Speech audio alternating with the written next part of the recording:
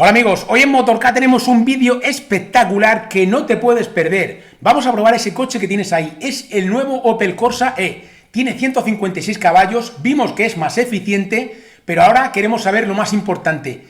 ¿Tendrá más autonomía? Acompáñame. Bienvenidos amigos a Motork, gracias por acompañarnos. En el día de hoy tenemos una prueba espectacular con un coche que ya ha pasado en otras ocasiones, pero ahora hay una actualización de motor, hay una actualización también de batería, hay algunos retoques también de software. Bueno, es un coche distinto porque ya probamos en sus inicios cuando se lanzó el Opel Corsa E, también vimos la actualización de ese Opel Corsa E cuando se retocó el software y vimos un poco la evolución.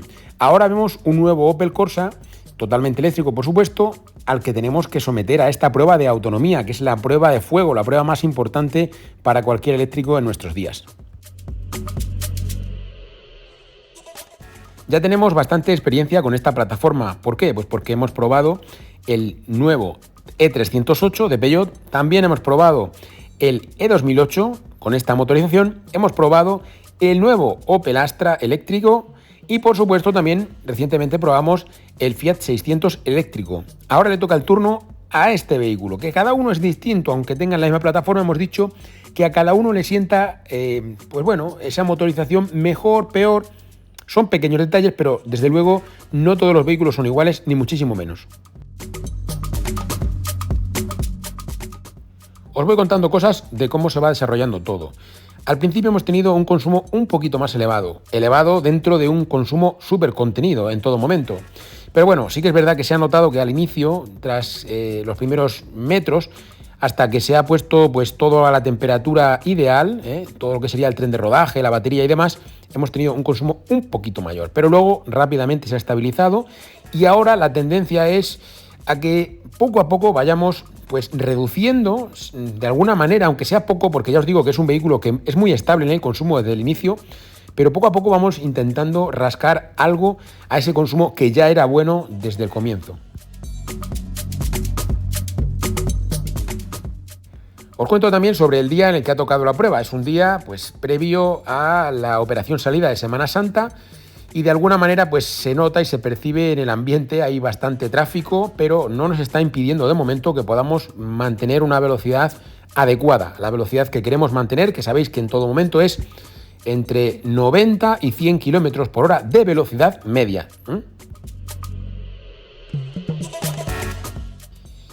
Uy, me da a mí que según se va desarrollando esta prueba hay una mala noticia que os voy a tener que comentar sobre la prueba, sobre el vehículo, pero bueno, esto lo dejamos para el resumen final.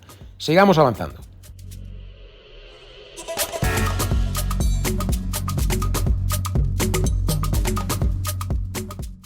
Seguimos avanzando más y más kilómetros. Fijaos, afortunadamente no venimos en esos carriles en sentido contrario porque hay un atasco tremendo. Nosotros de momento vamos poco a poco superando esas barreras que nos van colocando y de momento estamos pudiendo mantener una velocidad adecuada en todo momento.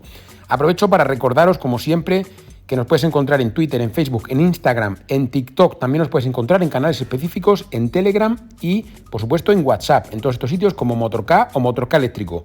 Búscanos y síguenos. Vamos ya con el resumen final que os cuento todo. Que ha ocurrido mucho, además. Un momento. Antes de que sigamos con el vídeo, te recuerdo que tienes disponible la web oficial del canal, motork.com, donde podemos ayudarte a conseguir la mejor oferta para ese vehículo 100% eléctrico o híbrido enchufable que estás buscando. Recuerda que en motork.com podemos ayudarte a conseguir la mejor oferta. Continuamos con el vídeo. Amigos, tengo una buena noticia y una mala noticia. Si os parece, empezamos primero por la mala noticia. La mala noticia es que este vehículo tiene el indicador de consumo de energía mal. No le funciona correctamente, no está midiendo la energía que se ha consumido durante este recorrido. Eso lo tenemos clarísimo. Y la parte buena la vamos a ver a continuación. Pero os voy también a, de alguna manera, desarrollar el por qué os digo que está indicando mal el consumo de energía en este caso. Antes de que vayamos a explicar esto que os decía del indicador del consumo de energía, me quiero centrar en los detalles que han rodeado a esta prueba, que han sido bastantes. Hemos circulado a una media de 96 km por hora. Es una media más que suficiente para poder realizar cualquier tipo de viaje por autovía. Os digo también algo importante. Hemos detenido la prueba en un momento en el que estábamos viendo que, lógicamente, la operación previa a la salida de Semana Santa, aquí en España, pues es muy complicada, muy comprometida y nos iba a hacer pues perder muchísima velocidad. No era justo. Por lo tanto, hemos detenido la prueba cuando nos quedaba un 25% de batería todavía. Alguno dirá, bueno, es que tendría que haber bajado más. Os lo digo de verdad. No podemos hacer eso porque simplemente por un detalle de haber hecho un poco más de kilómetros y que hubieras podido ver a 1 kilómetro más, hubiéramos tenido que disminuir muchísimo la velocidad media. A nosotros realmente no nos importa la velocidad media, nos da igual, porque nosotros sabemos cómo se ha desarrollado la prueba. Pero para vosotros, que estáis ahí, al final os queda la idea de que, bueno, hemos ido más despacio. Y no ha sido así. Hemos ido a una velocidad de 96 kilómetros por hora de media durante todos esos kilómetros que habéis visto ahí, que han sido bastantes. Nada menos que 300. Ahora veremos cuál es la autonomía de este coche. Lo vamos a ver enseguida. Pero vamos a ver más detalles que han rodeado esta prueba. Todo hay que decirlo. Temperatura más o menos ideal. Una temperatura buena. No es la mejor temperatura quizá para todos los vehículos eléctricos. Hemos dicho que la química de las baterías funciona muy bien cuando hace calor, cuando hace incluso más calor que el que hemos visto hoy, porque bueno, hoy era una temperatura bastante templada, pero no es una temperatura mala, no podemos considerar que es una temperatura fría ni muchísimo menos, es una temperatura pues agradable para poder desarrollar una prueba y bueno, como nos encantaría que fuese todo el año en nuestro país, ¿no? Que tuviéramos esta temperatura, sería lo ideal. Bueno, hay que decir también que hemos utilizado la climatización, a pesar de tener esa temperatura, hemos estado utilizando la climatización en todo momento. En el interior de un vehículo sabéis que aunque haga una temperatura fuera de 22 grados, por ejemplo, no podemos tener pues dentro el climatizador apagado. Aparte de que nosotros no queremos hacerlo porque queremos que todos los vehículos se midan en las mismas condiciones, entonces siempre lo vamos a encender, ¿no? Pero que sepáis que aunque lo pusiéramos así tampoco sería, porque de la condensación, del interior y tal, pues al final llega un momento que eso, el aire se hace irrespirable, no se puede estar ahí. Hay que tener la climatización, queramos o no, ¿vale? Entonces esto también es un dato importante. Ha habido momentos en los que a lo mejor ha puesto al principio, sobre todo, había un poquito más de aire caliente, muy poquito, y luego ya pues ha sido más aire frío casi todo el rato, ¿vale? Os lo digo también para tener todos los detalles de la prueba, que son muchos. Desde el punto de vista del desarrollo de la prueba hay que decir que tendríamos que de alguna manera diferenciar una primera parte y una segunda parte. La primera parte, que han sido todos los kilómetros que habéis visto, que han sido pues yo diría que bastante tranquilos en cuanto al tráfico. Sí que es verdad que había momentos en los que estaba un poquito más espeso, pero no nos hemos parado en ningún momento, ¿vale? Quizá en algún pequeño detalle, pero casi nada. Sin embargo, luego a última hora, cuando hemos ya tenido que, de alguna manera, terminar la prueba, veíamos que cada vez se estaba poniendo todo más espeso, cuando empieza ya la gente a salir y de alguna manera pues ya no hubiéramos podido mantener esa velocidad media que teníamos y de alguna forma pues no hubiera sido justo, porque claro, lo que os digo, al final, porque tengamos que pararnos, porque haya una operación de Semana Santa, pues no podemos parar toda la velocidad media que teníamos de todos los otros kilómetros, que eran muchos kilómetros, ¿eh? Bueno, ahora hablaremos de los muchos kilómetros, pero vamos a ir viendo, como os digo, todos los detalles, que todavía hay más. Vayamos con el tema consumo, que es un tema interesante. Si os habéis fijado aquí en este dato, teníamos una cifra de consumo por encima de los 13 kilovatios hora a los 100. Este dato no se sustenta, y os voy a explicar por qué.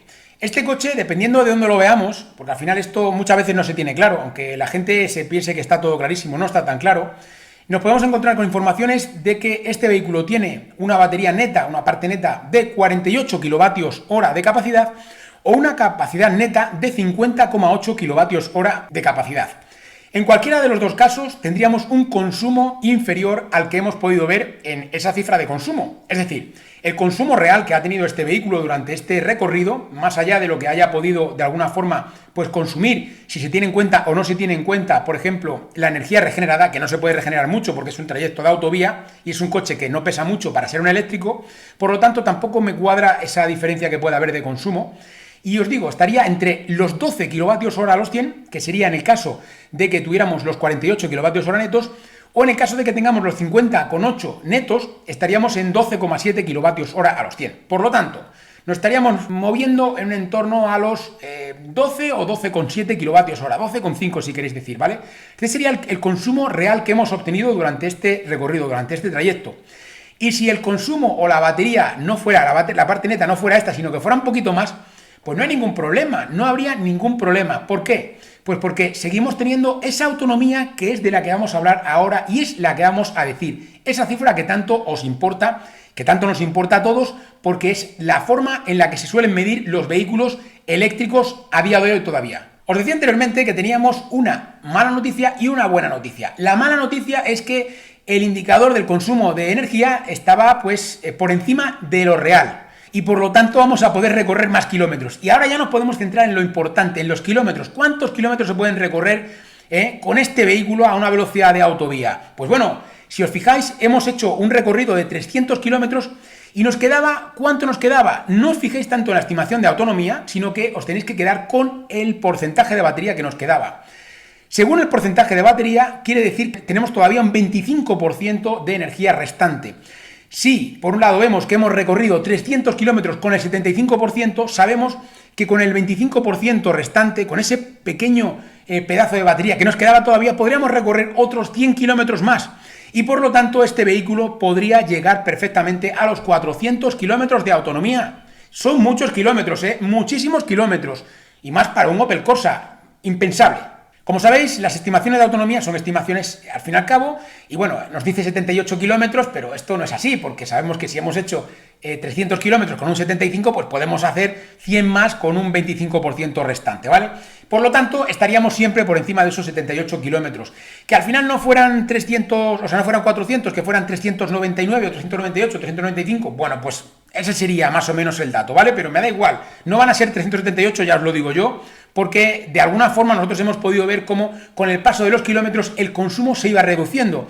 Si el consumo se reduce, lo que quiere decir es que con el último 25%, si acaso lo que podríamos hacer es incluso más de esos 100 kilómetros. Por lo tanto, como os digo, si lo hubiéramos exprimido al máximo, a tope, y no fuera operación salida Semana Santa, ¿vale? Porque luego lo vais a decir que es por nosotros, porque hemos querido hacerlo nosotros así. No, es porque está como está y ya está. Entonces, que sepáis que podríamos haber llegado a esos 400 kilómetros sin mucho problema, sin mucha complicación. Como os digo, es una cifra espectacular, espectacular para un Opel Corsa, para un vehículo pequeño, con unas dimensiones contenidas, con una batería muy contenida y que de alguna manera pone de manifiesto esto que hemos comentado aquí en Motorcar en muchas ocasiones, y es que no es tan importante, no es tan interesante que vayamos haciendo baterías más grandes, o la solución no es poner baterías más grandes, sino que lo más importante, lo más interesante es que los vehículos sean eficientes. La eficiencia es la clave de todo. Hemos visto como un vehículo con una pequeña batería, pero una gran eficiencia, es capaz de recorrer muchos kilómetros. Esto quiere decir que podríamos emprender un viaje de 300 kilómetros y que nos sobrase todavía ese 25%, como habéis visto ahí, para poder pues utilizarlo, dejarlo de margen o lo que os dé la gana. Pero poder hacer un viaje de 300 kilómetros del tirón sin tener que cargar es impresionante. Incluso 350, o si queremos apurarlo más porque es necesario, ¿por qué no? También podemos llegar hasta los 400. Claro que sí, o los 390 o 370. Y tampoco tenemos obligatoriamente que ir a una velocidad tan elevada. Luego, a última hora, si vemos que no llegamos, podemos ir un poquito más tranquilos y ya llegamos.